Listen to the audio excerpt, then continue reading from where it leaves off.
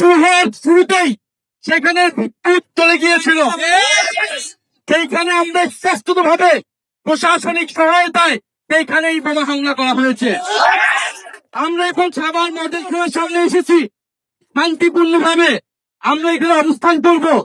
আমরা এখানকার কর্তৃপক্ষ পুলিশ কর্তৃপক্ষের সাথে জিজ্ঞাসা করব একটা রাজনৈতিক দলের গণতান্ত্রিক অধিকার আছে কর্মসূচি করার, এবং পুলিশের দায়িত্ব, এখানকার প্রশাসনের দায়িত্ব তাদের সকল ধরনের নিরাপত্তা নিশ্চিত করার। এই পুলিশ প্রশাসন এবং এই এলাকার এমপি জনগণের নিরাপত্তা দিতে ব্যর্থ হয়েছে। কে কোনো হামলা করেছে, কি হয়েছে আমরা জানি না। আমরা জানি তার দায় হচ্ছে প্রশাসনের এবং কর্তৃপক্ষের। আমরা তার কাছে জবাব দিতে চাবো কেন সে নিরাপত্তা দিতে ব্যর্থ হয়েছে, সে কি পদক্ষেপ নিয়েছিল, তারা বোমা হামলা করলো কেন, তাদের চোখ ফাঁকি দিয়ে কিভাবে সেখানে বোমা হামলা করার সুযোগ পেল সন্ত্রাসীরা। আমরা জানি এই এলাকায় কারা ফ্যাসিস্ট আওয়ামী লীগের নেতা কর্মী সন্ত্রাসীদেরকে পুনর্বাসনের সাথে জড়িত। আমরা জানি কারা চাঁদাবাজি সন্ত্রাস দুর্নীতি মাদক কারবারির সাথে জড়িত। প্রিয় এলাকাবাসী, আমরা শান্তিপূর্ণ ভাবে জনগণের পক্ষে কথা বলতে চাই। জুলাই গণঅভ্যুত্থান আমাদেরকে শিখিয়েছে তারা তা নিশ্চিত করা। তারা ভেবেছিল আমাদেরকে বোমা হামলা করে ভয় দেখিয়ে আহত করে তারা আমাদের আন্দোলন আমাদের পদযাত্রাকে থামিয়ে দিবে। এটা কোনোভাবেই সম্ভব না। আমাদের জীবন গেলে রাজপথে জীবন যাবে। রাজপথে জীবন দেওয়ার জন্য প্রস্তুত ছিলাম সেই 24 জুলাই আগস্টে। এখন 26 জুলাই আগস্ট এই সময়ে আমাদের কয়েকশো ভাই আহত হয়েছে, শহীদ হয়েছে আমাদের বোনেরা সহ। এই সময়ে আমাদের আজকে এক ভাইয়ের রক্ত ছুঁড়েছে, তিনি আহত হয়েছেন। দুজন আমাদের ভাই আহত হয়েছেন, গুরুতর ভাবে তারা হাসপাতালে আছেন। আমরা তাদের সেই রক্তের বিচার আমরা দাবি জানাচ্ছি।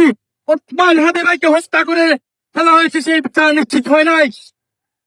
আমরা তারেক রহমান এবং এই সরকার তারেক রহমান এবং তার স্বরাষ্ট্রমন্ত্রী সালাউদ্দিন আহমেদ তারা কি আইন শৃঙ্খলা কি নিরাপত্তা নিশ্চিত করতে চায় এটা বাংলাদেশের জনগণ আজকে দেখেছে।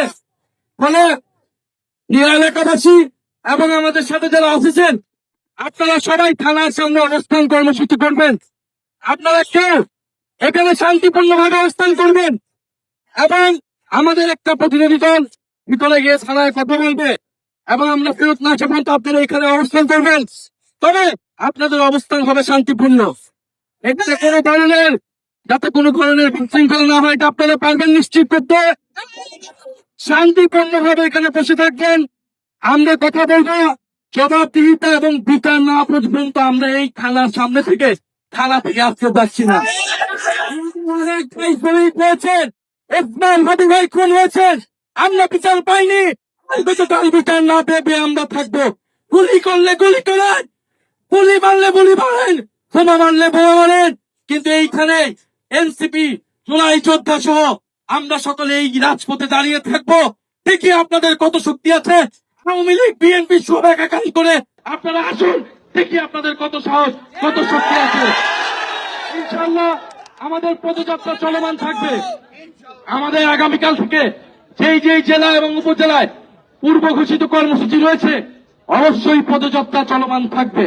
কোন শক্তি যদি 5 জন হয় 5 জন নিয়ে আমরা পদযাত্রা করব। 5 জন নিয়ে আমরা জনগণের পক্ষে কথা বলবো। আমরা জানি এই 5 জন 5,000 জন এবং 5,000 জন 5 লাখ মানুষ হতে সময় লাগে না। আমাদের ভয় পাওয়ার কোনো কারণ নাই। সারা বাংলাদেশের মানুষ আমাদের সাথে আছে। ইনশাআল্লাহ আপনারা শান্তিপূর্ণ ভাবে অবস্থান করুন এবং আমাদের একটা 5 থেকে 10 সদস্যের একটা প্রতিনিধি দল থানায় যাবে।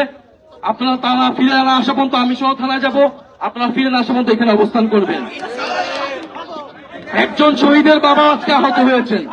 ইনকিলাব ইনকিলাব, ক্ষমতানা জনতা, ইয়া প্রশ্ন সংগ্রাম, দিয়েছি তো রক্ত, ইয়ারও দেব রক্ত, সাবারে বোমা কেন, তারেক রহমান জবাব দাও, বোমা দিয়ে হামলা কেন, বোমা মানে আন্দোলন, হামলা করে এই আন্দোলন, অ্যাকশন টু অ্যাকশন, সন্ত্রাসীদের বিরুদ্ধে, বোমাবাজদের বিরুদ্ধে,